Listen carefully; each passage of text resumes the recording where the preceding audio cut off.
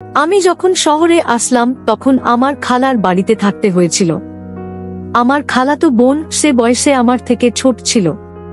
আমি তার সঙ্গে একই ঘরে থাকতাম। প্রতিদিন কাজের ক্লান্তি নিয়ে যখন আমি বাড়ি ফিরতাম তখন শরীর যেন আর চলতই না। বিছানায় শুয়ে পড়তাম আর সে আমার পাশে ঘুমাতো। একদিন রাতে একটু দেরি হয়েছিল বাড়ি ফিরতে।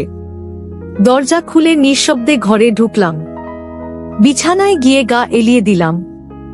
চোখ বন্ধ করে একটু স্বস্তি খুঁজছিলাম। হঠাৎ অনুভব করলাম কেউ এসে আমার পাশে বসেছে।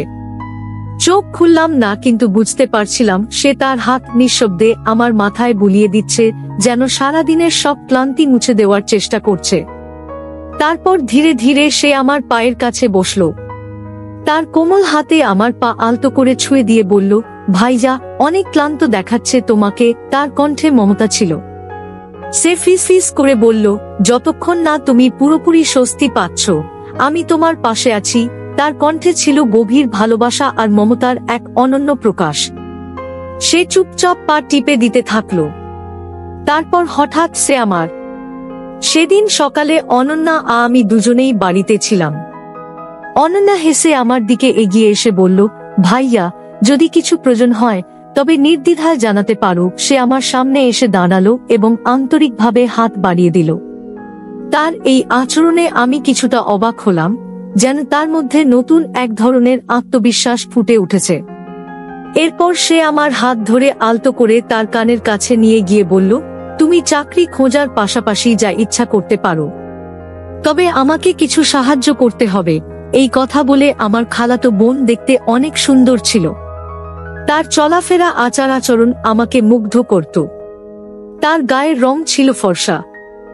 শহরে থাকার কারণে সে সবসময় সুন্দর সুন্দর পোশাক পরত। এই পোশাকে তাকে অসাধারণ লাগত। তবে সে আমার সঙ্গে এমন কিছু করবে এটা আমি ভাবতে পারিনি। কাজের জন্য শহরে এসে খালুর বাড়িতে থাকছিলাম। মা বলেছিলেন, শহরে খালুর বাড়ি আছে, সেখানে থাকাই ভালো। গ্রামে বড় বাড়িতে থাকলেও এখানে ছোট একটা বাড়িতে থাকতে হচ্ছিল। একটা রান্নাঘর, 2টা বেডরুম আর একটা হলরুম ছিল। খালা, খালু আর তাদের মেয়ে অনন্যা এই বাড়িতে থাকত। খালু সবসময় বলতেন শহরে তার বড় বাড়ি আছে। অনন্যার বয়স এখন 17.5। যদিও আমি ভেবেছিলাম সে বয়সে অনেক ছোট হবে। যখন সে আমার জন্য এক গ্লাস পানি নিয়ে এল, আমি তাকে দেখে অবাক হলাম। শেষবার যখন তাকে দেখেছিলাম তখন সে ছিল মাত্র 8 বছরের বাচ্চা। এখন সে অনেক বড় হয়েছে, আরো সুন্দর হয়ে উঠেছে।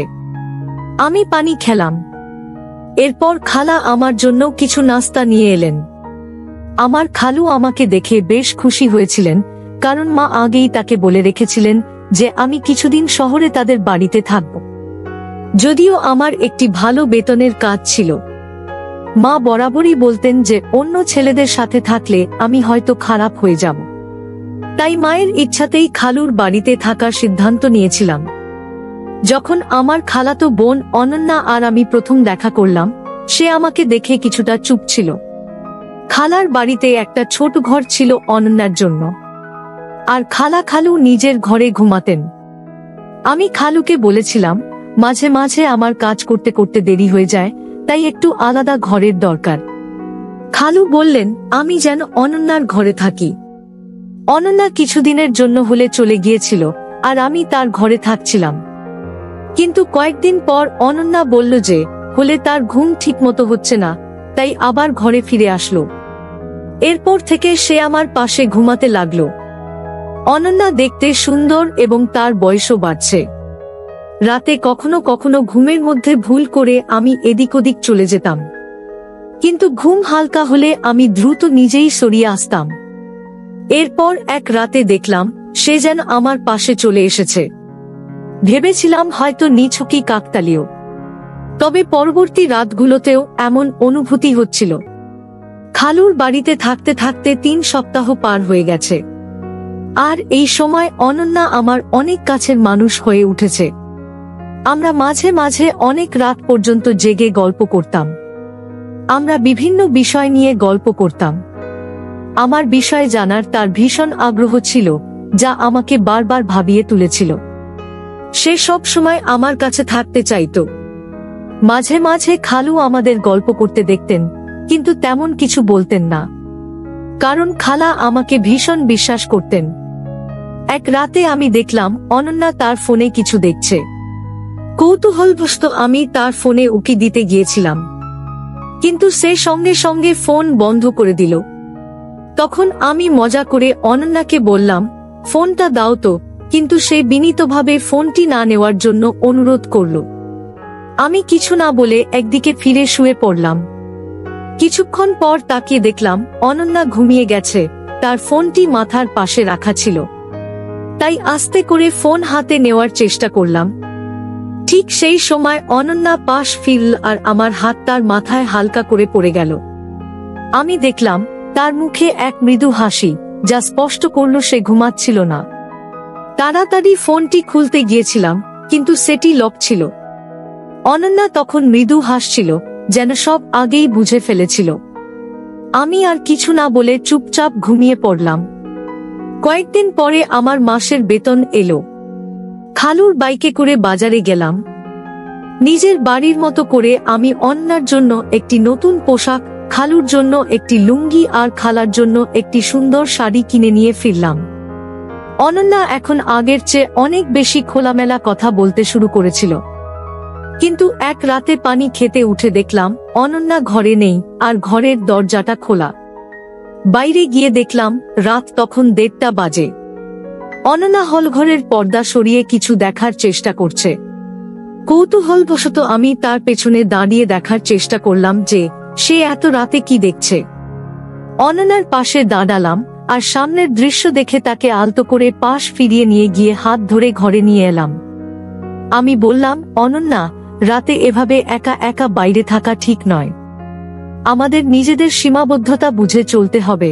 অনন্যাকে এভাবে দেখায় আমার একটু বিরক্ত লাগলো, আর সে দ্রুত ক্ষমা চেয়ে বলল, ভাইয়া, দয়া করে এই বিষয়টি নিয়ে কাউকে বলবেন না। আমি আর কখনো এমন কিছু করব না, আমি কিছু বুঝতে পারিনি। অনন্যার ভুলটা ইচ্ছাকৃত ছিল না, বরং বয়স ও কৌতূহলের সীমারেখা বুঝে উঠার অভাব ছিল। আমিও সিদ্ধান্ত নিলাম তাকে বুঝিয়ে পাশে থাকব। খালুর মেয়েটা বড় হয়ে উঠেছে, আর তাদের এখন কিছুটা ব্যক্তিগত পরিসর দরকার। পরের দিন আমি খালুকে বললাম, খালু, এখন সময় এসেছে আপনি একটা বড় বাড়ি কেনার কথা ভাবুন। এখন আমাদের অনন্যা বড় হচ্ছে, ওর নিজের একটা আলাদা ঘর দরকার। আর আপনাদেরও বড় বাড়ি হলে সবার জন্য ভালো হবে। খালু বললেন, 3 জন মানুষের জন্য বড় বাড়ি দরকার নেই। তুমি এসে 4র্থ জন হয়েছ, কিন্তু আমাদের এখনো কোনো অসুবিধা হচ্ছে না, তাহলে বড় বাড়ির প্রয়োজন কেন? উত্তর শুনে আমার মুখটা একটু মলিন হয়ে গেল। ঠিক তখনই ফোন বাজল। ফোনটা মায়ের ছিল। মা বললেন, আমি তোমাকে একটি মেয়ের ছবি পাঠিয়েছি, দেখো তোমার কেমন লাগে। ছবিটি দেখে মাকে জানালাম, মেয়েটি দেখতে বেশ ভালো লাগছে। মা এতে খুশি হয়ে বললেন, 2-3 সপ্তাহের মধ্যেই বিয়ের ব্যবস্থা করব। ঠিক 3 সপ্তাহ পর আমার বিয়ে হয়ে গেল। কয়েকদিনের ছুটি কাটিয়ে কাজের জন্য আবার শহরে ফিরছিলাম। যাওয়ার আগে মা বললেন, তোমার স্ত্রীকে সঙ্গে নিয়ে যাও। আমি রুমাকে নিয়ে শহরে এলাম। প্রথমে খালুর বাড়িতে উঠলাম। অনন্যা তখন তার ঘর ছেড়ে বাবা মায়ের সঙ্গে হোলঘরে ঘুমাতো, আর আমাদের জন্য ঘরটি ছেড়ে দিয়েছিল। রুমাকে নিয়ে শহরে আসার প্রথম দিন পার হচ্ছিল। এরপর হঠাৎ এক রাতে কিছু অপ্রত্যাশিত ঘটনা ঘটল। আমি যখন আমার স্ত্রী রুমার পাশে ঘুমাচ্ছিলাম, হঠাৎ দেখলাম হল থেকে কেউ যেন উকি দিচ্ছে। তাকে দেখে আমি দ্রুত রুমার পাশ থেকে উঠে বসলাম। আমাকে উঠতে দেখে সে চুপচাপ সরে গেল। তখন আমি ভাবতে লাগলাম, যদি রুমা এই শহরের পরিবেশ মানিয়ে নিতে পারে, তাহলে আগামী মাসে আমরা আলাদা থাকার জন্য একটি বাড়ি খুঁজে নেব। কারণ আমি শহরে আসার পর থেকে আমার খালাতো বোন আমাকে বিশেষ নজর দিচ্ছিল, কিন্তু জানি না কেন। তবে 4 দিনের মধ্যে রুমা শহরটিকে অপছন্দ করতে শুরু করল। সে বলল, আমি এখানে বেশি দিন থাকতে পারবো না। গ্রামে থাকার অভ্যাস আছে আমার। এখানকার পানি, এখানকার বাতাস, কিছুই আমার ভালো লাগছে না। হঠাৎ করেই রুমার শরীর খারাপ হতে লাগলো।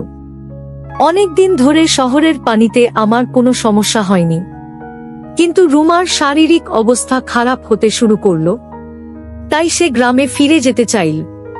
আর আমি তার শারীরিক অবস্থার কথা ভেবে তাকে গ্রামে পাঠিয়ে দিলাম। এরপর আমি খালার বাড়িতে একাই থাকতে শুরু করলাম। রুমার প্রতি আমার যতটা ভালোবাসা থাকার কথা ছিল, ঠিক ততটা যেন অনুভব করছিলাম না। তার ছবি দেখে যেমন ভেবেছিলাম, বাস্তবে তেমনটা ছিল না। বিয়ের সময় তাকে দেখেছিলাম খুবই সুন্দর, কিন্তু বিয়ের পর মেকআপ ছাড়া দেখলে তাকে কিছুটা আলাদা লাগতো। আমার স্বপ্নের মতো ছিল না। তবে সে অনেক ভালো এবং নির্ভরযোগ্য, তাই ওর সঙ্গে জীবন কাটানোর সিদ্ধান্ত নিলাম। রুমা গ্রামে চলে যাওয়ায় আমার জন্য পরিস্থিতি একটু স্বাভাবিক হয়ে গেল। আমি শহরে কাজ করছিলাম, আর একা থাকার জন্য আলাদা খরচ করার প্রয়োজন মনে করিনি। মায়ের ইচ্ছাতেই খালু বাড়িতে থেকে যেতে মনে হলো ভালো। রুমা যাওয়ার পর 4 দিনের ছুটি নিয়ে বিশ্রাম নিলাম, কারণ কাজের চাপে বেশ ক্লান্ত হয়ে পড়েছিলাম। ছুটির দিন সকালে খালু তার কাজে বেরিয়ে গেলেন, আর খালাও প্রতিদিনের মতো তার অফিসে চলে গেলেন। সেদিন সকালে অনন্যা আমি দুজনেই বাড়িতে ছিলাম। নাস্তা করার পর আমি আমার ল্যাপটপ নিতে আমার ঘরে যাচ্ছিলাম। ঘরের দরজায় কোনো কপাট ছিল না, তাই দরজা সবসময় খোলা থাকত। সেদিন আমি ঘরে যাচ্ছিলাম, হঠাৎ দেখলাম দরজা হালকা খোলা আর ভেতরে আলো জ্বলছে। বুঝতে পারলাম অনন্যা সুন্দর পোশাক বদলাচ্ছে, তাই আমি দ্রুত অন্যদিকে চলে গেলাম। ব্যক্তিগত পরিসরের সম্মান রাখা জরুরি, এটুকু অন্তত বুঝি। তখন আমি ভাবলাম, কোথায় আমার শ্যামলা রুমা আর কোথায় এই অনন্যা? দুজনের মধ্যে যেন একেবারেই মিল নেই। এতদিন অনন্যা আমার আশেপাশেই ছিল, কিন্তু কখনো তাকে এভাবে দেখিনি। তার উজ্জ্বল চেহারা দেখে এক মুহূর্তের জন্য মনে হলো ভাগ্য যেন আমার সঙ্গে একটু খেলা করছে। তার চুল এবং পোশাক একদম সুষ্ঠু এবং পরিপাটি ছিল। আমি বুঝতে পারছিলাম সে তার বাহ্যিক সৌন্দর্য এবং ব্যক্তিত্বে কিভাবে উন্নতি করেছে। কিছুক্ষণ পর আমি যখন ঘর থেকে বের হলাম, তখনও তাকে দেখছিলাম, আর মনে হচ্ছিল সত্যিই অসাধারণ সুন্দর। খালা সাধারণ মধ্যবিত্ত হলেও অনন্যার সৌন্দর্য যেন তাকে আরো আকর্ষণীয় করে তুলেছিল। সেদিন রাতে অনন্যা আমার ঘরে এসে বলল, ভাই, রুমা গ্রামে চলে গেছেন, এখন আমি আবার আমার ঘরে শান্তিতে শুতে পারব। সে আর হলঘরে শুতে চায়নি, তাই আমি তাকে আগের মতো আমার ঘরে আসতে অনুমতি দিলাম। সেই রাতে ঘরে অন্ধকার ছিল, আর কিছুক্ষণ পরপর শুনতে পেলাম কারো পায়ের শব্দ। ঘরের আলো জ্বালিয়ে দেখলাম অনন্যা তার আলমারির সামনে দাঁড়িয়ে আছে। আমি কাছে গিয়ে কোনো কথা না বলে আমার শার্টটা রেখে দিলাম। তারপর আলো নিভিয়ে শুয়ে পড়লাম। মনে হলো হয়তো পোশাক বদলানোর জন্যই সেখানে দাঁড়িয়েছিল, তাই আর কিছু না ভেবে ঘুমানোর চেষ্টা করলাম। কিছুক্ষণ পরে আবার আলো জ্বালালাম। আমি দেখলাম অনন্যা গোলাপি রঙের পোশাক পরেছে, যা তার স্বাভাবিক সৌন্দর্যকে আরো ভালোভাবে ফুটিয়ে তুলেছে। তাকে এভাবে দেখে কিছুটা অস্বস্তি বোধ করলাম। তাড়াতাড়ি আবার আলো নিভিয়ে শুয়ে পড়লাম। তবে স্বীকার করতেই হয়, গোলাপি রঙের পোশাকে অনন্যাকে অসাধারণ লাগছিল। পরের দিন আমার ছুটির দ্বিতীয় দিন ছিল। পুরো 3 দিনের ছুটি পেয়েছিলাম বলে মন বেশ ফুরফুরে ছিল। সেই সময় আমার এক বন্ধু প্রস্তাব দিল, চল আজ কোথাও ঘুরে আসি। দুপুরে বেরিয়ে একটি দামি ক্যাফেতে অনন্যাকে দেখলাম। তার বন্ধুরা আধুনিক পোশাকে ছিল, আর অনন্যার সাজও কিছুটা ব্যতিক্রম ছিল। আমি কাছে গিয়ে জিজ্ঞাসা করলাম, এটা কি হচ্ছে? অনন্যা আমাকে আলাদা করে নিয়ে ফিসফিস করে বলল, অভিরূপ দাদা, আজ রাতের সব বলবো। এখন চলে যাও আর চুপ থাকো। রাতে খালু ঘুমানোর পর আমি অনন্যার কাছে গেলাম। সে বলল, এটা উচ্চমানের জীবনের এক অংশ। কেন? আমি কি এভাবে থাকতে পারি না? তার কথায় এবং আচরণে এক নতুন ধরনের আত্মবিশ্বাস দেখলাম, যা আমাকে ভাবিয়ে তুলল। কথা বলতে বলতে সে আমার সামনে এসে দাঁড়ালো। আমি অনুভব করলাম সে আমার কাছ থেকে কিছু সমর্থন বা সহায়তা চাচ্ছিল। আমার বিয়ের পর থেকে আমি অনুভব করেছি যে নারীর গুরুত্ব কতটা। আর অনন্যাকে কাছে পেয়ে আমি যেন একটু বিভ্রান্ত হয়ে পড়লাম। তবে নিজেকে সামলে নিয়ে আমি তাকে কিছুটা দূরে সরিয়ে দিলাম। সেদিন রাতে আমি তাকে দূরে রেখে শুয়ে পড়লাম এবং সকালে ওঠার আগে ঘর থেকে বেরিয়ে গেলাম। আমি বসার ঘরে বসে সকালের নাস্তা করছিলাম। তখন দেখলাম অনন্যা একটু অস্বাভাবিকভাবে হাঁটছে। বুঝতে পারছিলাম না কেন সে এমন ভাবে হাঁটছে। মনে হলো হয়তো তার পায়ে কিছু হয়েছে।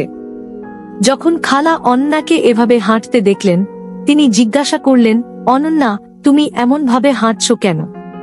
পায়ে কিছু হয়েছে নাকি? অনন্যা সরাসরি আমার দিকে তাকিয়ে বলল, অভিরূপ দাদা ভালো জানে আমার পায়ের কি সমস্যা হয়েছে।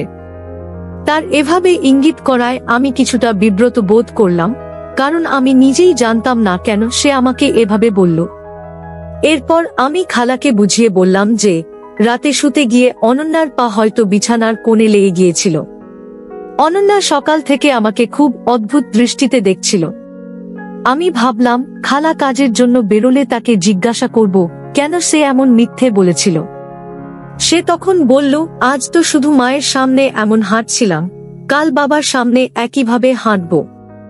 আমি আরো অনেক কিছু করতে পারি যদি তুমি আমাকে আমার ইচ্ছামতো কিছু না দাও। আমি অনন্যাকে বললাম, যখন তোমার এমন কিছু প্রয়োজন নেই তখন কিভাবে তোমায় আমি কিছু দিতে পারি? অনন্যা আমার দিকে এগিয়ে এসে হেসে বলল, যা প্রয়োজন তা চাইলে নিতে পারো। সে আমার সামনে দাঁড়িয়ে হাত বাড়িয়ে দিল। তার আচরণে আমি একটু অবাক হলাম। এরপর সে আমার হাত ধরে আলতো করে তার কানের কাছে নিয়ে গিয়ে বলল, আমাদের বাড়িতে তোমার যা ইচ্ছা করতে পারো, তবে আমাকে কিছু সাহায্য করতে হবে। হঠাৎ মনে পড়ল, হয়তো গত রাতে অনন্যা আমার কাছ থেকে কিছু আর্থিক সাহায্য নিতে চেয়েছিল, কিন্তু আমি তখন কিছু বলিনি। এখন তার কথায় মনে হলো সে আসলে কিছু সহযোগিতা চাচ্ছে। আমি শান্তভাবে বললাম, এভাবে চাওয়া ঠিক নয়।